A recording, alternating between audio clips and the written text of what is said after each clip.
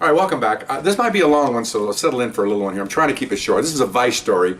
A little mature, so you might want to have the children out of the room. Adults should be fine. It's not that sensitive, but there could be some stuff on there that, I don't know if you want to have your little 7 or 8 year old listen to this. But anyway, again, one of Vice's things is one of Vice's our priorities is lewd conduct. And I've always told people this. I've gone to Kiwanis meetings, Elks meetings. They asked me all the same question when I was working Vice. You know, oh man, all you guys do is bust people for having sex. And no, listen, everybody, listen. Police officer Vice units are only concerned with what's done in public. You want to go in private and have sex whoever you want. We don't care with who you have it with or what you have it with. Not our problem, okay? But when you do it in public, restrooms, bars is another story, okay? Sex on the floor, look that one up on my realcopstoryvideos.com. It's a gross one. That's when we get involved, okay? And again, we get complaints from other bars. This is a bar story, okay? So we didn't know this place opened up. This place opened up in the area in southwest Los Angeles, and it was like a Chippendales. It opened up on a Thursday. Well, Friday we got a complaint, okay? And we didn't know the place even opened up because, you know, we're not modern and everything. We're not the KGB or the CIA. We don't know what's opening up in the division. It opens up, then we drive by it maybe and we'll see it. You know, we're not attuned to the street like that where we know everything's going on. We don't have no half the time. So Friday we get a complaint, and we're looking at this thing going, and of course I'm the senior guy, so I get the complaint. It's a Chippendales type bar with a stage, and there's guys coming out, you know, stripping, okay, like Chippendales.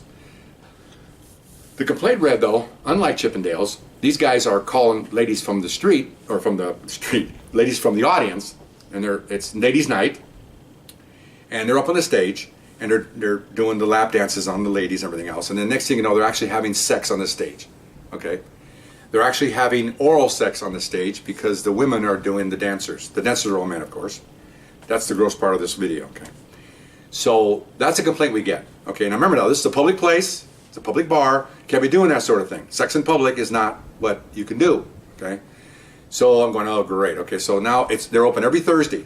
So now I got a plan for next Thursday. So I start calling around. We had 2 brand new lady recruits from the academy. Oh, and also let me add to this, only because of the area it was in. This was a bar in a black area, and all the Chippendale dancers were black. So I had to have, and all the customers, majority of them, probably 99% of them were black ladies, professionals. They were like, I won't say they were doctors, but a lot of nurses and secretaries. They were all dressed nice. This is not just a dive bar. This is a Chippendale type bar, really nice. A lot of ladies go in there dressed to the nines, career women. This is not just you know, sleazy ladies going in there. So I need to find black lady officers. You know, and at that time, this is early '80s. Not that many ladies on the police department, let alone black ladies. So I lucked out because this division had 2 black recruits. So I lucked out. So I asked my captain. He says no problem. He has to prove it. And so they're at roll call one night, and this is like the weekend. And with their sergeant's approval, I called them up and go into the office with my supervisors and go, I'm running the case. My supervisor let me do the whole thing. So I said, okay, look, I told them what we had, and you can't order them to do this, but you can ask them, and they're going to do it because they want to be police officers. They want to do what they want to do it. So they're all excited. Oh my God, yeah. So I need you to get their names if you can, maybe their ages, because what I want to do is I want to get arrest warrants written before we do this. So when they do it, I can just walk in with arrest warrants and slam on everybody and take everybody to jail. They go, okay. So I said, okay, fine. So I told them what I needed them. You're gonna dress up. We're gonna drop you off in there. We'll have a couple of us had. It was 4 of us in there. It was 3 black vice cops and myself. I'm Latino. We'll have 2 of the black officers in the back of the room. They didn't close it off to guys, but it was women's night, just to make sure you're okay. They're just back there having a beer to make sure they're just watching you, but you're the ones gonna do the investigation. Okay, fine. So I'm thinking, oh, I hope they do something right because they're brand new. But they're excited as heck to do this. Oh my gosh, okay. So I said, it was dress sexy, you know, and all that good stuff. Okay, well, so I'm getting everything ready. So for the Thursday operation. So they come in early, and they're dressed to the nines, and they look really good. And these are very attractive ladies, and they're wearing like almost no top, you know, with the top. I mean, the boobs are out. I mean, they don't look. The last thing you think they were officers. They're they're dressed sexy, but almost dressy, like you see somebody going to church or something. I mean, really nicely dressed. but their bosoms are almost hanging out, okay? And even my partner's guys go, man, I feel bad I'm married. She's beautiful. I said, hey guys, come on, don't talk to my operatives like that. Come on, So anyway, so I told them, you look really good. They were really concerned about how they look. No, you look great. This will be good. So trying to shorten this story down. So we go Thursday night. They go in, and I'm outside because I don't fit in. So they're in there about an hour and a half. They come out, and then we pick them up. We go up the side. Now it's like 10 o'clock, and so I said, well, what's going on? I said, well, they're talking to us during their breaks, and they want us to meet them after they get off. I said, what time do they get off work?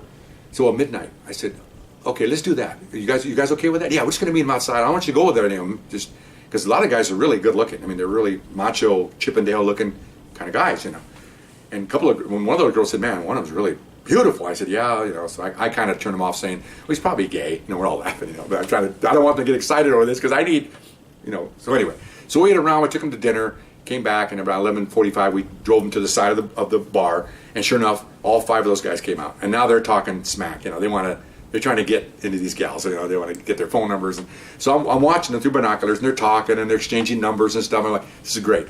So they thank God they got in their cars and left. I didn't want anybody taking samples. Okay, I don't want any of my lady officers taking something home. Okay, no. They very professional ladies. In fact, I know later on one of them became a lieutenant, the other one became a captain. Very sharp women, very sharp. I didn't know how sharp they were until I got back to the station.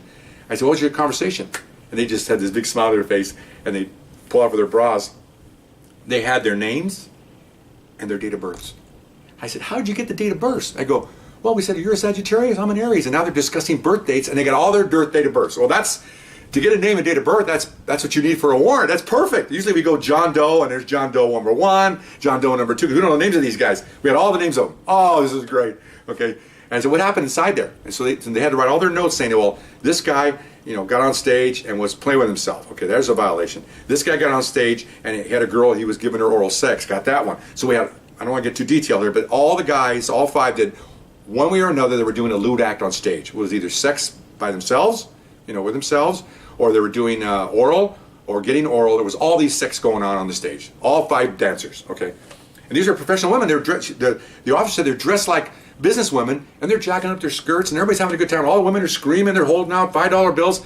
It was like Sodom and Gomorrah, man. It was unbelievable. It's like, okay, fine. So I'm sorry this story's running so long, but it's pretty cool. So now I'm planning for the next Thursday. That's a raid night, okay? So we decided that we're going to raid the place. We've already had our violations, and I went to the city attorney Friday and got all arrest warrants for all these guys. I spent the whole night writing these stories out with these ladies. We got each one had a sheet of what he did, and took it into a lady attorney, very sharp lady attorney, and she says, no problem, I'll get warrants on all these guys. So by Tuesday, I had a stack of arrest warrants, and we're ready to go. In the meantime, I'm planning an operation. This is what we did. We borrowed like 15 vice cops from other stations, okay? We got what we call the mid-Peawatch units, which is probably 20 uniforms to go with us to this place. And we're going to shut down the Chippendales. We're going to arrest the dancers, and then we're going to take all these women, probably at the time, how many we had there? At this time, it was about 30 of them, customers. Put them in a large wagon, like an arrest wagon, take them to the station, and then ask them this $25,000 question. Are you a suspect or are you a witness? Okay, so what were you going to say? If you're a lady in the audience, I'm a witness. I'm not going to go to jail. Okay, what did you see? So we want witnesses for this crimes, okay? So that's how we're going to do that. That was our plan. So an hour before dancing starts, we're all staging area. It looked like we were doing a SWAT search warrant with guns. It was a big operation, people everywhere. So then my operatives go in. They want to see some more violations. We don't need it, but we want to do it. Okay, so they're in there. And then I go, okay, so now I say, okay, I'm going in the back door with my 3 other partners, and want to make sure that all the dancers are in there. So one of the girls come out the door. She went like this. All 5 were there. Excellent. So we go back inside. So we went in the side door at the same time. Remember, all the girls are looking forward. All the women are looking forward at the dancers. They're performing. All you see is all these officers, vice and uniform, come in the back and just line the whole back of the bar, okay? And I'm standing looking out the front, and there's 2 or 3 other dancers we've already detained, and there's 2 on the dance floor and 3 back here. So they're already in handcuffs. And so then these guys come off, and we grab them, and what's going on? And I said, Vice, man. What? So we hook them up. And they kind of knew something happened. Something's wrong here. So I walk out, and I'm just a, average looking Joe, okay? I walk out to the microphone, and now I look out there, and all I see is police everywhere, okay? And all these women are screaming, and they're yelling, "Take it off," to me, okay? And well, all right, we got a Mexican, oh yeah, Latino. I'm going, oh, well, these women are drunk, because they have to be drunk. But look at this face, okay?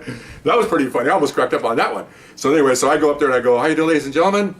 I said, "Vice Squad, and this is not a phony thing. Look around you." And they all turn around. I said, "Nobody get up from their desks. You'll be arrested if you get up. Just stay where you're at." And there was just silence. Not a word was said. It just silence. So my supervisors are back there. I'm going like this. So then they got the nod. So now they start picking up these ladies, taking them out, putting them in these huge vans we had, and off they went. They didn't say they were under arrest. They said you're being detained. So we cleaned the place out. Us Vice guys took the dancers with us, and they had arrest warrants, so we just book them. They didn't have to do any paperwork because the paperwork's already presented. It's just done. So we were doing that, and then I go in the other room, and they had the ladies lined up. We had them stacked in there like cordwood, and just trying to get them a quick statement. "What'd you see? Blah, blah, yeah, I saw her, sign this. Okay, you're out of here." Just getting them out as fast as we can because process 30 witnesses is a long time. So we're getting out of there, and there was some political considerations. One of the supervisors went kind of goofy on us, said he doesn't want to detain these ladies, and we had a big argument about that. And one of my partners got mad, and big burly vice cop, and he was so mad at one of the supervisors because he wanted to wig out on what we were planning on doing that he got a telephone book and basically ripped it in half and threw it across the room. And I'm looking at this guy and I go, "Oh my gosh!" And the supervisor goes, and my partner walks out of the room and he goes, "Do you think he was mad?" I said, "Do you think he was mad? He wants to do your head that way. You can't change this in midstream." "Oh, well, I guess so." He's the one that had this master plan. Now he wants to change it in midstream. We got 40 people detained. He wants to change everything. You can't do that. You got to stay with what you're doing because legally we got to stay with what we're doing. Otherwise, you start straying. You're going to start limiting your legal authority, and you get in trouble. Okay, well, the department gets you in trouble in law. So you just got to stay with the. So after that, it was fine. We processed the ladies. They were gone. The guys went to jail. Everything was gone. Everything was done. It was cool. Next day, I went down and met the city attorney. Had stacks of paperwork. She looked at all of it. She says, "Excellent." She says, "File charges on all of them, and we did a great job. Got accommodation from my captain." She called me a week later. Said they all came in. They all pled guilty. Nobody wanted to go to court. Okay, so that was cool. And she was happy about that. She got accommodation from her boss because this is a big operation with a lot of moving parts, and nobody got hurt, nobody got shot. It was really clean in the sense that we did it correctly. And even though we had a supervisor trying to stop us from doing it, which was another side thing altogether, he was an idiot. But anyway, that's my Chippendale story, my Sex on Stage story, and I hope you enjoyed it. It's kind of long. I'm sorry about that, and I'll see you next time. Bye bye.